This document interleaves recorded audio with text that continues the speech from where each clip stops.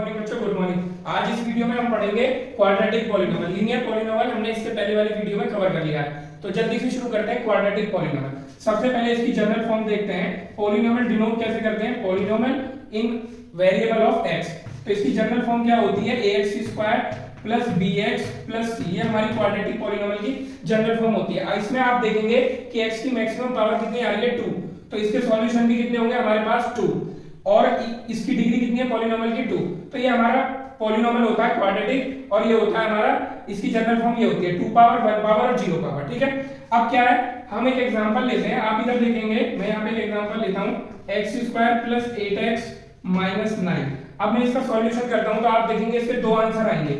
Solution क्या होता है? जिस वेरिएबल की वैल्यू पे हमारा पॉलिनोमियल 0 आ जाए उसको हम सॉल्यूशन बोलते हैं। तो मैंने पॉलिनोमियल को 0 ले लिया, इसको स्प्लिट करूंगा तो मैं ये हो जाएगा 9x minus x minus 9 is equal to 0।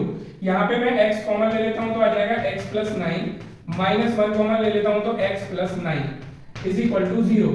तो यहाँ से आ जाएगा x प्लस 9 और ये आ जाएगा x minus 1 is equal to 0। तो x की वैल्यू आई -9 और x की वैल्यू आई 1।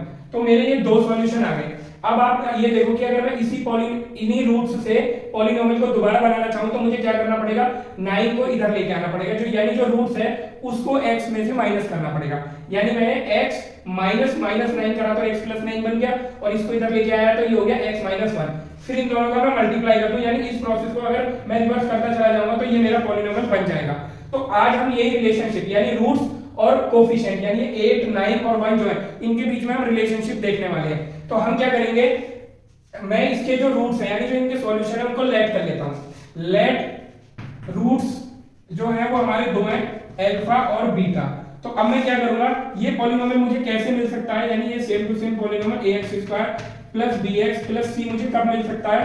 जब मैं इन दोनों को x में से माइनस करूं। देखो यहां मैंने इन दोनों रूट्स को x में से माइनस किया हुआ है और फिर इन दोनों का मल्टीप्लाई करते चला गया हूं तो मेरे को वही पॉलिनोमियल मिल गया। अगर इस पॉलिनोमियल के ये दोनों सॉल्यूशन हैं तो आपको इनसे पॉलिनोमियल कैसे मिलेगा?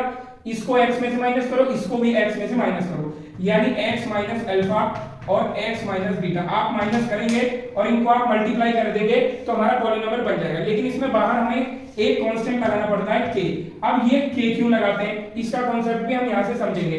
अगर मैं इस इक्वेशन में किसी भी नंबर से मल्टीप्लाई कर दूं पूरी इक्वेशन को, तब भी रूट्स यही आएंगे, यानी इक्वेशन मेरी चेंज हो जाएगी, रूट्स मेरे यही आएंगे। एक छोटा सा एग्जांपल करके देख लेते हैं। इसको आप 2 से या 3 से मल्टीप्लाई कर दो, हम इसको 3 से मल्टीप्लाई करते हैं तो ये इक्वेशन क्या बनेगी? 3x² प्लस 8 3 जा 24 माइनस 24x और माइनस ये आ जाएगा हमारा 27। ठीक है, अब हम इसको स्प्लिटिंग मेथड से करते हैं तो ये हो जाएगा 3x², ये हो जाएगा 27x माइनस 3x माइनस 27। ये फैक्टर होंगे। इन दोनों में से हम क्या ले लेंगे? 3x कॉमन ले लेंगे, तो यहां से बच्चों क्या बन जाएगा? x प्लस 9, और यहां से हम माइनस 3 कॉमन ले लेंगे, ये बन जाएगा x प्लस 9। तो हमारे फैक्टर क्या आ गए? x प्लस 9 और ये आ गया 3x माइनस 3। इनको 0 के इक्वल रखो तो x plus 9 is equal to 0 और 3x minus 3 is equal to 0। तो यहाँ देखेंगे x is equal to minus 9, वही सॉल्यूशन आ गया, और इससे निकालेंगे तो क्या आ जाएगा मेरा? x इज इक्वल टू 3/3 यानी x इज इक्वल टू 1 आ गया। तो हम ये देखेंगे कि ये सेम रूट आ रहे हैं लेकिन इक्वेशन यहाँ पे बदली हुई है। तो इक्वेशन बदलने की प्रॉपर्टी यही होती है कि इस इक्वेशन में कोई ना कोई ऐसा नंबर है जो कि मल्टीप्लाई हो रहा है, तो इसलिए हम यहाँ पे k मल्टीप्लाई करते हैं। क्योंकि जब हम रूट से इक्वेशन बनाएंगे तो हमें नहीं पता कौन सी इक्वेशन बनेगी, ये वाली बनेगी या ये वाली बनेगी, तो उसके लिए हम उसमें k का मल्टीप्लिकेशन करते हैं। तो अब जल्दी से हमें जो रिलेशनशिप निकालनी है वो अल्फा बीटा की a b c के साथ रिलेशनशिप निकालनी है। तो हम क्या करेंगे, इसको मल्टीप्लाई करते हैं डिस्ट्रीब्यूटिव लॉ से। तो मल्टीप्लाई करो, पहले x का इस पूरे ब्रैकेट में मल्टीप्लाई होगा x² माइनस बीटा x। अब अल्फा का इस पूरे में करो minus alpha x plus alpha beta. ये हमने मल्टीप्लिकेशन कर दिया, बाहर आ जाता है हमारा k, यहाँ पे हो गया x² माइनस, इन दोनों में x है तो x कॉमन ले लेंगे, और मैंने माइनस भी कॉमन लिया है तो इसलिए दोनों प्लस के बचेंगे, x प्लस अल्फा बीटा। ठीक है, अब आप k का मल्टीप्लिकेशन अंदर कर दो, ये हो गया kx² minus k alpha plus beta x plus k alpha beta. और बच्चों इधर क्या इक्वेशन चल रही है? ये वाली, यानी ax² plus bx plus c। अब मैंने क्या बोला था कि ये दोनों इक्वेशन जो है ये सेम है, बीच में देखो इक्वल टू का साइन लग रहा है, इज इक्वल टू का साइन लग रहा है। तो हम क्या करेंगे यहाँ पे, ये इक्वल तभी पॉसिबल है, देखो यहाँ पे एक्स स्क्वायर है, यहाँ पे एक्स स्क्वायर है, सेम है, जब ये k और a इक्वल होंगे तब ये दोनों हमारे इक्वल हो पाएंगे। तो k इज इक्वल टू क्या होना चाहिए हमारा a।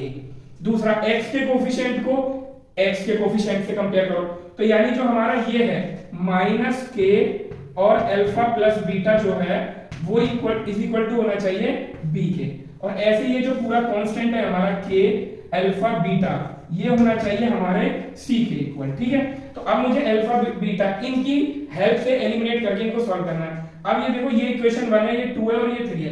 अगर मैं सेकंड वाली इक्वेशन को फर्स्ट वाली इक्वेशन से डिवाइड कर देता हूं, इक्वेशन को कैसे डिवाइड करते हैं, इज इक्वल टू के लेफ्ट में जो है उसे तो इज इक्वल टू के लेफ्ट वाले से डिवाइड कर दो ऐसे, और जो इज इक्वल टू के राइट में उसे राइट वाले से डिवाइड कर दो, ऐसे कर देते हैं। तो बच्चों k से k कैंसिल हो गया, ये माइनस अल्फा प्लस बीटा, इस माइनस को हम इधर शिफ्ट कर देंगे, तो ये मेरा आ जाएगा अल्फा प्लस बीटा जो आएगा वो आ जाएगा माइनस b अपॉन a। ये हमारा पहला फॉर्मूला आ गया, यानी सम ऑफ रूट्स जो आता है वो आता है माइनस b अपॉन a। और बच्चों ये वाली जो यहाँ पे जो ये इक्वेशन लिखी हुई है ये बहुत इंपॉर्टेंट है, इसको भी ध्यान रखेंगे, अभी बताऊंगा, इस पे बेस्ड भी क्वेश्चन आते हैं। तो पहले ये ध्यान रखेंगे कि जो सम ऑफ रूट्स आता है वो आता है माइनस b अपॉन a, यानी इसको मैं ये भी लिख सकता हूँ माइनस b किसका कोफिशिएंट है x, यानी coefficient of x upon a किसका कोफिशिएंट है, कोफिशिएंट ऑफ x स्क्वायर। ठीक है, तो एक फॉर्मूला तो ये आ गया alpha plus beta minus b upon a। अब क्या करना है, मुझे प्रोडक्ट भी निकालना है, तो अब मैं इस वाली इक्वेशन से यानी फर्स्ट वाली से थर्ड वाली को डिवाइड कर दूंगा तब मेरा प्रोडक्ट आ जाएगा।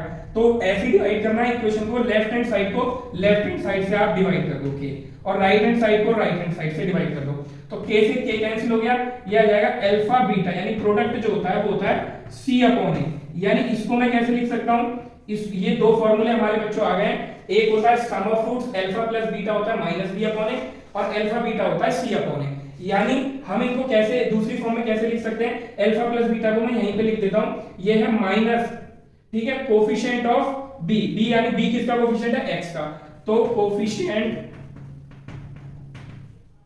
ऑफ x अपॉन a किसका कोफिशिएंट है, कोफिशिएंट ऑफ x स्क्वायर। ठीक है, ये तो हो गया एडिशन का फॉर्मूला, और इसमें क्या आता है, ये c अपॉन a को क्या लिख सकता हूं मैं, c है हमारा कांस्टेंट और a क्या है हमारा, वही a है हमारा coefficient of x square, coefficient of x square. ठीक है, अच्छा, तो जब भी हमसे रूट्स फाइंड कराएगा तो रूट्स फाइंड करने के लिए या हमें जितने भी टाइप के डिफिकल्ट वो क्वेश्चन देगा उसमें अल्फा प्लस बीटा और अल्फा बीटा डायरेक्ट हम इक्वेशन से फाइंड कर सकते हैं। सपोज दैट मेरे पास ये इक्वेशन है, मुझे अल्फा प्लस बीटा फाइंड करना हो, सम ऑफ रूट्स, तो वो कितना होगा, minus b upon a, minus तो फॉर्मूले का है बच्चों, और b कितना है यहाँ पे 8 अपॉन a कितना है 1, तो अल्फा बीटा आ गया हमारा माइनस 8, दोनों रूट्स का सम। और यहाँ पे बच्चों आप दोनों इन दोनों का सम करके देखो, -9 और 1 को जब मैं ऐड करूंगा तो वो कितना आएगा, -8 आएगा।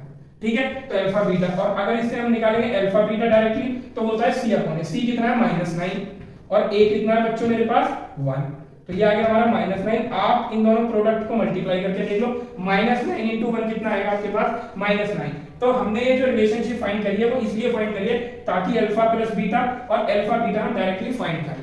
अब इसके बाद हम क्या देखते हैं, इस वाली इक्वेशन को मैंने बताया था ये इंपॉर्टेंट है, इस पे बेस्ड में जब न्यूमेरिकल वाली वीडियो बनाऊंगा तो उसमें मैं इस पे बेस्ड क्वेश्चन भी लूंगा, तो आपको ये ध्यान रखना है। इसको मैं थोड़ा सा चेंज कर देता हूँ, यहाँ से मैं इरेज कर लेता हूँ, इरेज के बाद मैं इसको इसका प्रॉपर फॉर्म में लिख देता हूँ।